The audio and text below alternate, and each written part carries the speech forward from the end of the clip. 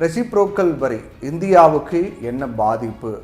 இதை நம்ம முன்னாடியே தொடர்ந்து அமெரிக்க அதிபர் ட்ரம்ப் அறிவித்த அந்த வரி, பரஸ்பர வரி விதிப்பு, அதுக்கு பிறகு கொஞ்ச நாள் ஹோல்ட் பண்ணி வச்சிருந்தாரு. இப்போ அந்த காலம் முடிவடைய போகிறது, மீண்டும் என்ன ஆக போகிறதுங்கிற கேள்வி தான் இப்போ எழுந்திருக்கிறது.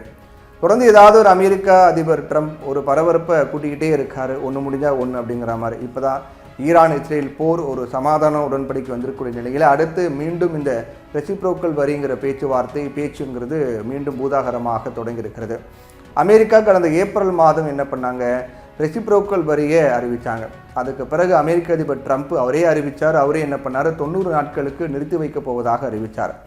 அந்த 90 நாட்கள் காலக்கெடு முடிவடைய இன்னும் ஒரு 12 நாட்கள் மட்டும்தான் இருக்குது.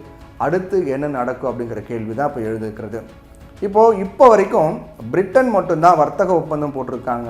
அந்த நிலையில் மற்ற நாடுகள் மீது ட்ரம்ப் வரி விதிப்பாரா அப்படிங்கிற கேள்வி எழுந்திருக்கிறது. அமெரிக்க அதிபராக பதவியேற்ற ட்ரம்ப் அப்போது ஏகப்பட்ட அறிவிப்புகளை வெளியிட்டார், பல கட்டுப்பாடுகளை விதித்தார். அதன்படி கடந்த ஏப்ரல் மாதம் அவர் உலகின் பல்வேறு நாடுகள் மீதும் ரெசிப்ரோக்கல் வரின்னு சொல்லப்படக்கூடிய பரஸ்பர வரி விதிப்பு முறையை கொண்டு வந்தார். அதாவது உலக நாடுகள் அமெரிக்கா மீது அதிக வரி விதிப்பதாகவும் இதனால் தானும் பதிலடி வரிகளை விதிப்பேன் அப்படின்னு சொல்லி இந்த வரியை அறிவித்தார் அமெரிக்க அதிபர் ட்ரம்ப். இது சர்வதேச அளவில் பெரிய அதிர்வலைகளை ஏற்படுத்தியது, பொருளாதார ரீதியாகவும் பாதிப்புகளை ஏற்படுத்தியது. உலகம் ட்ரம்பின் இந்த அறிவிப்பால் பரபரத்து போயிருந்தது. அந்த நேரத்தில் மீண்டும் செய்தியாளர்கிட்ட பேசிய அமெரிக்க அதிபர் ட்ரம்ப் திடீரென்று ரெசிப்ரோக்கல் வரியை 90 நாட்கள் நான் நிறுத்தி வைக்கிறதாக அறிவித்தார். இந்த 90 நாட்களில் மற்ற நாடுகள் அமெரிக்கா மீது விதிக்கக்கூடிய வரிகளை குறைக்கணும் அப்படின்னு சொல்லியிருந்தார். இந்த காலகட்டத்திற்குள்ள உலக நாடுகள் அமெரிக்காவோட வர்த்தக ஒப்பந்தம் போட்டுக்கொள்ள வேண்டும் அப்படின்னும் அமெரிக்க அதிபர் ட்ரம்ப் குறிப்பிட்டார். இந்த 90 நாட்கள் வருகின்ற ஜூலை 9ஆம் தேதியோட நிறைவடைகிறது. அடுத்து என்ன நடக்கும் அப்படிங்கிறது ஒரு தெளிவில்லாமல் இருக்கக்கூடிய நிலையில் ஒரு பரபரப்பு மீண்டும் தொற்றிக் கொண்டு இருக்கிறது. ஏன்னா இப்போது வரைக்கும் பிரிட்டனுடன் மட்டும்தான் அமெரிக்கா வர்த்தக ஒப்பந்தத்தை கையெழுத்திட்டிருக்காங்க. மற்ற நாடுகளுடன் பேச்சுவார்த்தை நடந்து வந்தாலும் கூட இன்னும் வர்த்தக ஒப்பந்தம் கையெழுத்தாகலை. இதற்கிடையே தான் ஜூலை 9ஆம் தேதி நெருங்கி வருவதால் வெள்ளை மாளிகை அடுத்த கட்ட நடவடிக்கை குறித்து தீவிரமாக பரிசீலனை செஞ்சுட்டு வராங்க. ட்ரம்ப் மீண்டும் வரிகளை விதிப்பாரா, வரி நிறுத்தம் மேலும் நீட்டிக்கப்படுமா அப்படிங்கிறதுல ஒரு தெளிவில்லாத சூழல் தான் காணப்படுகிறது. எந்த நாடுகள் எல்லாம் வர்த்தக பேச்சுவார்த்தையில் ஈடுபட்டிருக்காங்களோ அவங்களுக்கெல்லாம் கால அவகாசம் கூடுதலாக வழங்கப்பட வாய்ப்பு இருக்கிறது.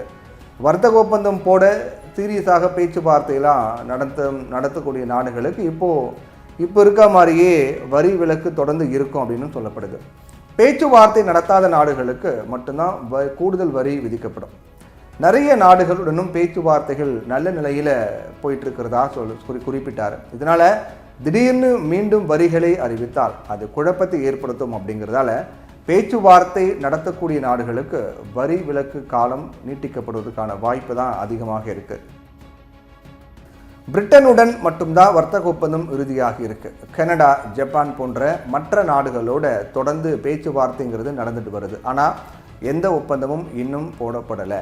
இந்தியாவோட விரைவில் ஒப்பந்தம் கையெழுத்தாகும் அப்படின்னு ட்ரம்ப் சொல்லியிருந்தார். ஆனால் அதுவும் இதுவரைக்கும் அதிகாரப்பூர்வமாக கையெழுத்தாகலை.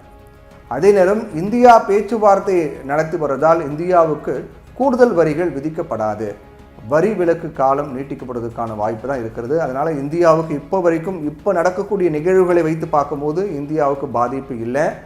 இந்த பரஸ்பர வரி விதிப்பு காலம் முடிவடைந்த பிறகு என்ன நடக்கும் அப்படிங்கிறத பொறுத்திருந்து தான் பார்க்கணும்.